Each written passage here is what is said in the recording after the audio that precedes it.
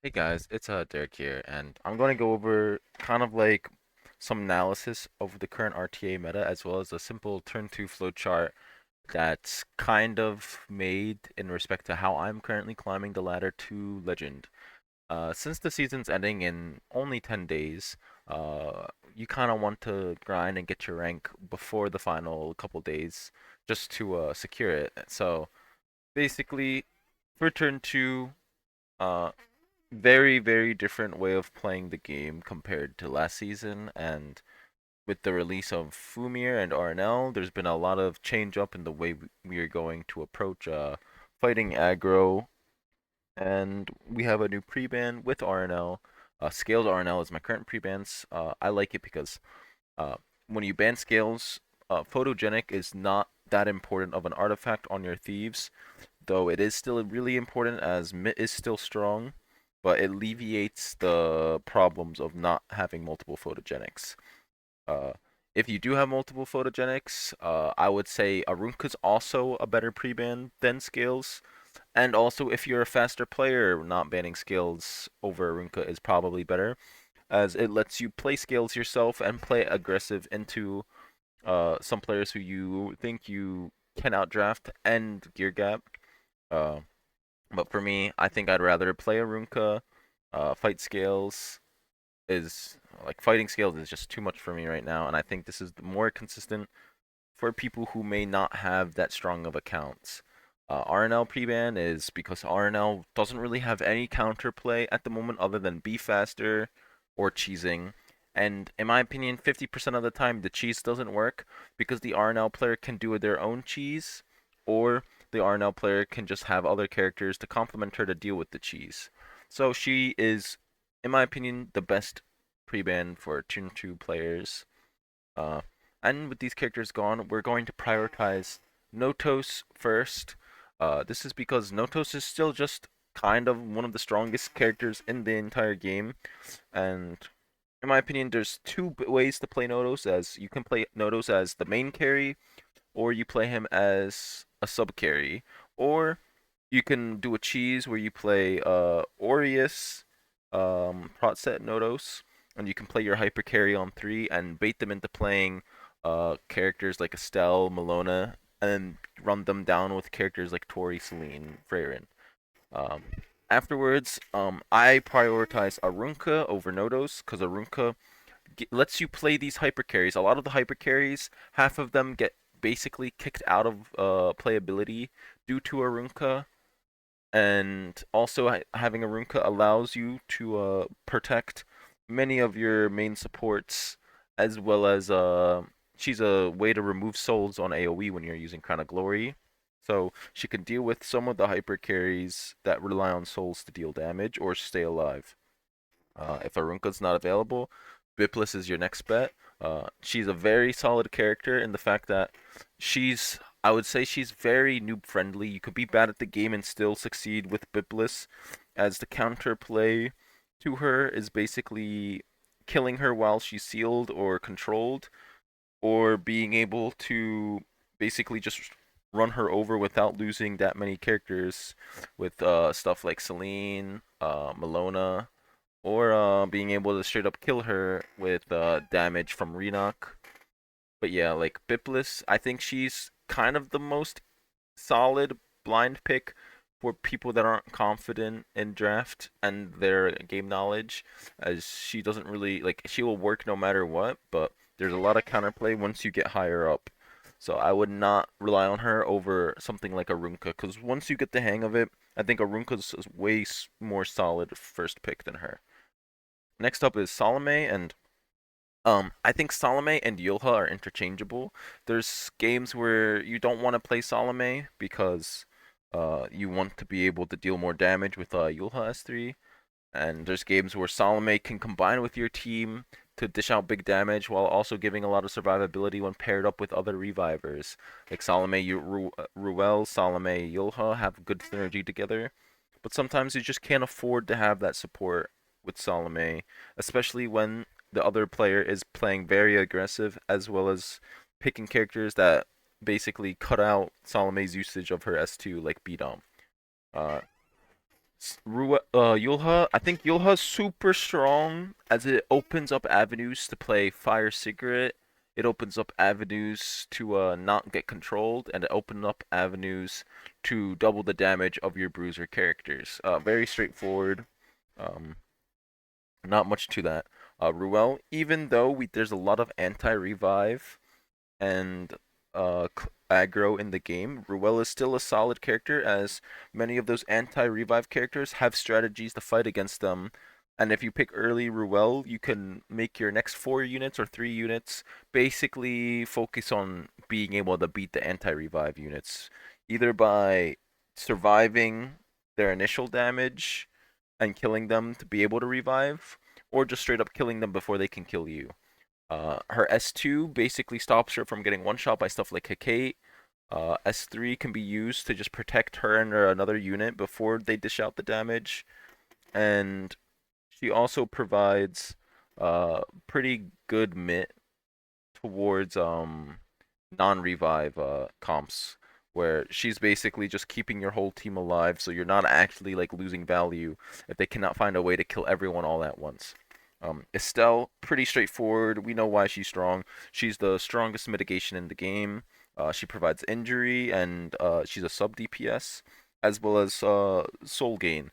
I think she's not really that high up on the priority list due to the fact that Seal injury like really hurt her, but she does have a lot of good ways of fighting a lot of the meta units like Nodos and Realm. She's pretty good at fighting.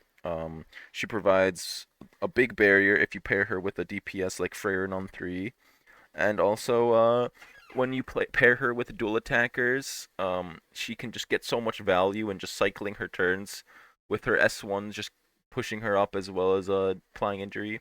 And Fire Cigarette, because when Yulha is taken or banned, Fire Cigarette becomes insanely strong, as there's no real solid way to deal with Fire Cigarette besides Yulha, as you can't play anything against fears like Emos Rune because then she could just press S2 turn 1, and you can't play Lionheart Sermia because she can press S3 turn 1. Um, I think people they underestimate the strength of Fire Secret currently in the meta. She's still a menace to be dealt with, but I think because a lot of people prioritize safer picks, not aggressive picks, like revivers, she's been kind of bouncing around an early to late pick, but I think she's still a good blind pick overall, but not as high priority as the others. Um, Most of the time, you're picking 2 supports early to be basically like be able to draft in multiple ways, defensively, offensively, and usually when we have 2 supports, we want to lock in our hyper carry on 3. So this is not in order, but these are just the overall hyper carries you want. Celine provides you with really strong kill pressure when they cannot kill her, and she just gives a lot of survivability when they can't kill her. Um, Kind of something you'd pick in the Freyr and Melona bruisers. And when paired with Salome, when paired with Sigurd, when paired with Yulha, she can just wreak havoc on the other team's units before they can actually like use their impactful abilities. Renok, she's fast, low gear requirements besides speed, can dish out insane damage when built with good gear, and she has a lot of synergy with a lot of characters in the game to basically alleviate her counters. Freyrin, just the strongest AoE DPS in the game. She's immune to damage when she has souls. Pair her with stuff that lets her one-shot turn 1, like defense breakers, swift attack givers, and she wreaks havoc on teams. Arya, basically double soul consumption. She's going to do really well into aggro, and when paired with Yulha, when paired with Salome into a Yulha player, when paired with Ruel, when paired with Arunka, she's basically just dishing out big damage every soul burn, while also giving survivability in a form of a barrier to your team. Very solid, very good way of playing ER without having to commit gear score towards ER for your units. Tori's really good into evasion units. She's really good into low damage comps. She's really good at being able to one shot a character. And she also pairs really well with dual attackers. Same thing with Melona. Melona pairs really well with dual attackers. She has insanely high damage when characters get injured. She has really good survivability, and she attacks off turn when damaged enough and stacks up her fighting spirit. So she can be a very strong bruiser esque DPS that can basically minimize damage from bruisers. Blue Ludwig, he's basically a good way to deal with a lot of these characters that have low HP but cap the amount of damage they take to half of their HP, like Tori, Celine, pretty good into Freyren, pretty good into evasion. He's going to dish out damage as well as being a really good debuffer when you have speed on your team, and he can be played in defense frenzy to survive burst and then dish out his damage. I really like Ludwig. I think he's unironically underused in turn two. He's not aggro exclusive, but when you're playing him in turn two, you have to prioritize some characters like Renox, some characters like Zio, Ruel Salome, etc. Setsuka, she never fell out of the meta, really. She's always good. Probably better as a 4-5 pick than she was when she first came out. But if they have no way to deal with her evasion, when you have stuff to increase her damage like Yolha, um, what is it? You have dual attackers to keep her hitting, and you have ways to revive her if she does get hit. She wreaks havoc and stops a lot of damage that's dealt to her team with her decrease to chance S3. And then Fern, I don't think Fern's that viable in the meta, but there is times where she can go crazy because the other opponent's draft does not have damage into 100% evasion and doesn't have enough ways to kill her with playing stuff like, for example, Melona, and she just kills everyone before Melona can kill your team, and then you just have to land once with Fern to kill into Melona. But kind of a niche pick. And then on to sub DPSs. I think these DPSs they're not really good enough to be picked as a solo DPS. RB really likes to be paired with Freyren as like a 1-2 combo. Really good at dealing with DN on a counter build. Has high enough damage to deal with a lot of the non-cheese characters that can't just deny him his damage, like with the damage limit from Ruel or what is it, non-light units, not taking as much damage as light units because of his buff, and characters that could deny his revive, etc. Really good. Bellion, she's really good as an Aureus prot character, but you can also still play the 3F build to dish out damage when enemy picks Celine solo DPS with non-injury units.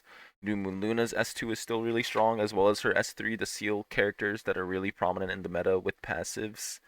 P-Flan is a sub DPS due to the fact she applies bombs and can detonate her own bombs, while also being an opener that can cause havoc on enemy if they have no way to remove the defense break before AoE DPS goes.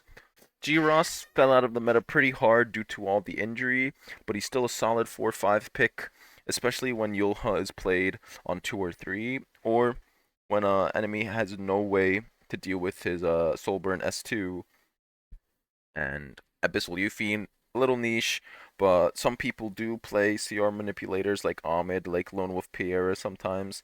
So having her built just in case of that to deal with it, as well as just have her on Elbrus Ritual Sword to counter and maybe get high odd variants to proc your S3 early and kill off some of the important targets. Counters, pretty straightforward. ARAM can deal with Hellion Lua on 3. B-Dom's really good on Fumir. The aggro the Fumir player, really good into extra turn characters in general. Arceti can be picked to basically stop you from having to deal with cleave threat or aggro threat when your team is very good in Arceti and their team isn't. Um, Zio can be used to bridge your Ludwig, to bridge maybe some of Cleave characters you can pick 4-5, like Teiyu, like Wrecker and Rowana, or just to deny Renok or Briar Witch's Zarya, who has no way to press their abilities after the silence. Some people pick early Setsuka with Estelle or other counter units. Mort is really strong into that. Some people pick early DN. You can punish with Veronica.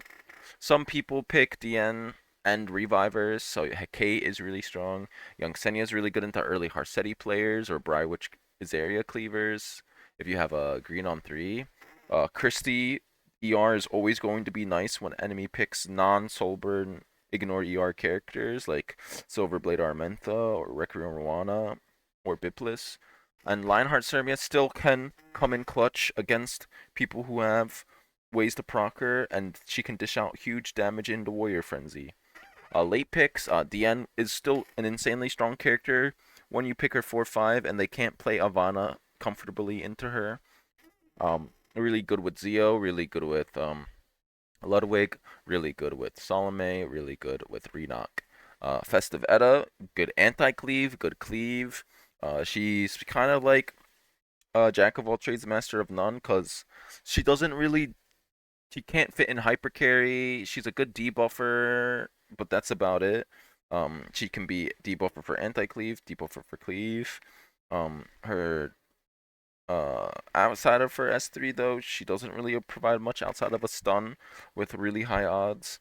Um, some people are thinking about running her weakening, which I actually see an argument to run weakening, but you're going to need really fast gear to play her. But I see that as being a really strong option, as she'll almost guaranteed stun on S1 with that. Um, G Aros, not Giros. I think he's really good, especially with Tori, especially with Melona, especially with Celine, when they're going to try to kill your character turn one with contact damage, um like Harsetti, like what is it, RNL. If you have a way to stop her or stop Celine from getting feared, it's really good and getting stripped, but he's kind of just your really good backline protection Aureus Knight with the dual attacks.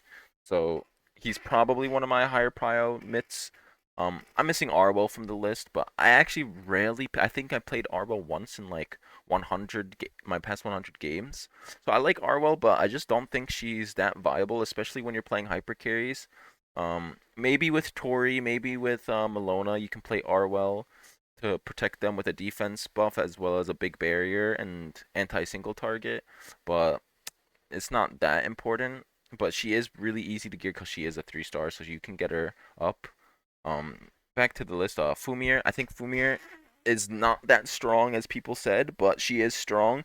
I think the biggest issue with Fumir is she requires a lot of drafting like knowledge and skill. You can't just pick her and expect her to win you games.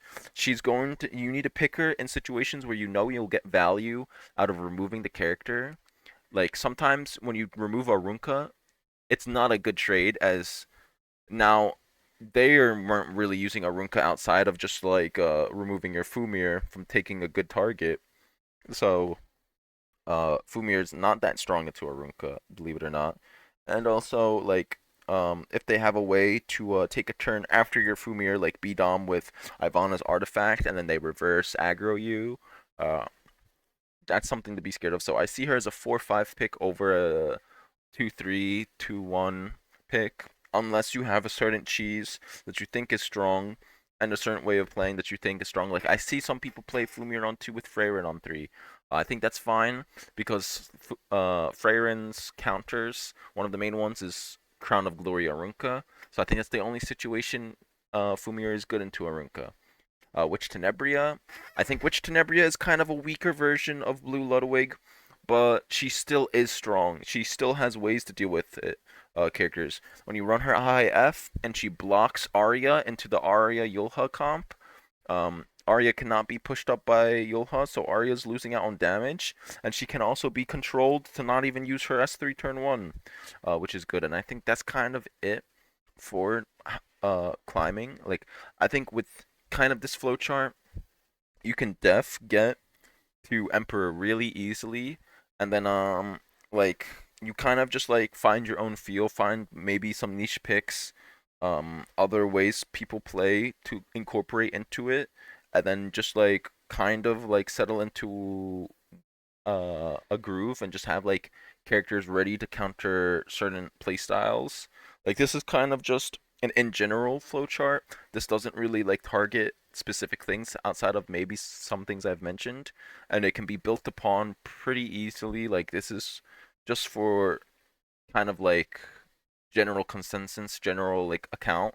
It's nothing too specific. You can do any build basically, and as long as if you feel comfortable with it and you know the like ways to combine characters like P-Flan and Freyrin successfully, you're going to have success and climb the Emp really fast if that's your goal. And it works for other goals like lower than Emp like Champ or Masters for the skin. And that's basically it. If you have any questions, put them in the comments below, and I'll see you guys later.